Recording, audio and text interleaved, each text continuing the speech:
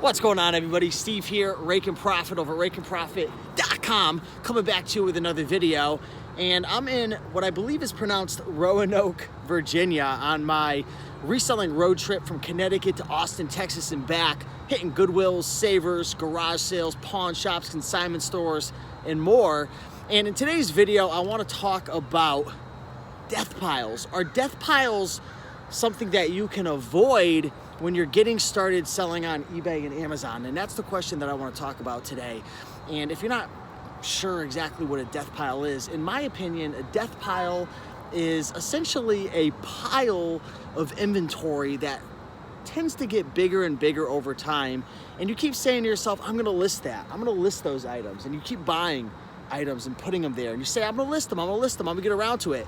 But you never tend to get around to those items, and we like to refer to it as a death pile. So can you avoid building death piles as a brand new eBay or Amazon seller? So I'm gonna tell you right now, from my experience, I didn't avoid building a death pile. I built a death pile, and I still somewhat have a death pile, but when I was new, my death pile got out of control. I think at one point, because I don't know if you guys know my story, but I went from flipping bikes to full-time clothing, and I had over 1,000 items listed on eBay, but I had at one point probably like a good 400 or 500 clothing items that weren't listed.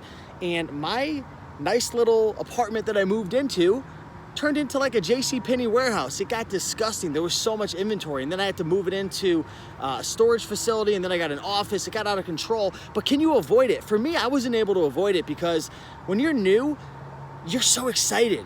Like, especially if you come from like the corporate world or just a normal 9-to-5 job and you didn't know that reselling existed, it's so exciting to go out there and buy things. And the biggest trap that we're gonna fall into is buying things that don't make a lot of money. So you might justify a purchase by saying, well, I can make $5 on that, or I can make $7 on it, but you don't consider it might sit for a long time, or it might not have a big market, or it might be a big pain in the butt to list or photograph or ship, right? So when you're new, it's very hard to avoid it. The only way that you can really avoid death piles when you're getting started is to be extremely disciplined, very, very disciplined and patient. And that's the reason why I say most people aren't gonna avoid it. They're gonna just have to learn the hard way, because it's just so hard.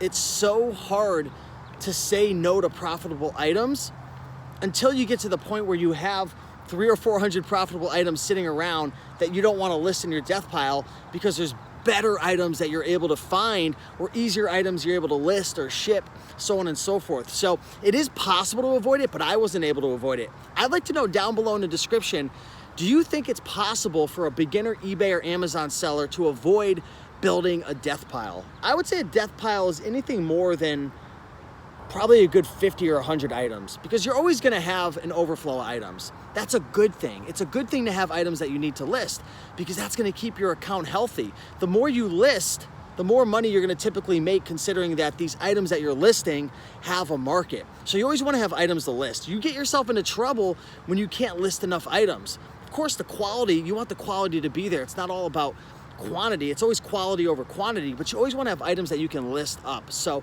I would say anything over 50 or 100 items that are sitting around, if you're just like a beginner eBay or Amazon seller, you've got yourself a little bit of a death pile. So any tips that you guys have for the beginners out there to avoid the death piles, I want you to drop a comment down below. I would say the biggest thing, really the biggest thing to avoiding a death pile or making sure your death pile doesn't get out of control is, one, make sure you get a good listing routine.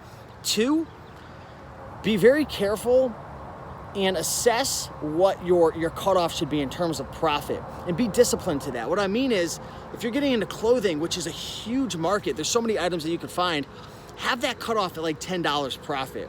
Once you start falling below that, you're gonna get yourself into trouble, especially if you have a lot of half-off sales or dollar sales or fill-a-bag sales.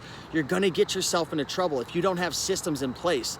Now, if you've run a previous business before and you understand how to outsource, and maybe you have employees or warehouse space and you're able to handle the volume, that's a different story. But when you're running an eBay or an Amazon business, there's so many hats that you have to wear as a business owner, right? You're in charge of your accounting, you're in charge of your taxes, you're in charge of listing, photography, customer service. I mean, I could go on and on. So be very careful, but death piles are something that can definitely take you down. They can ruin your motivation.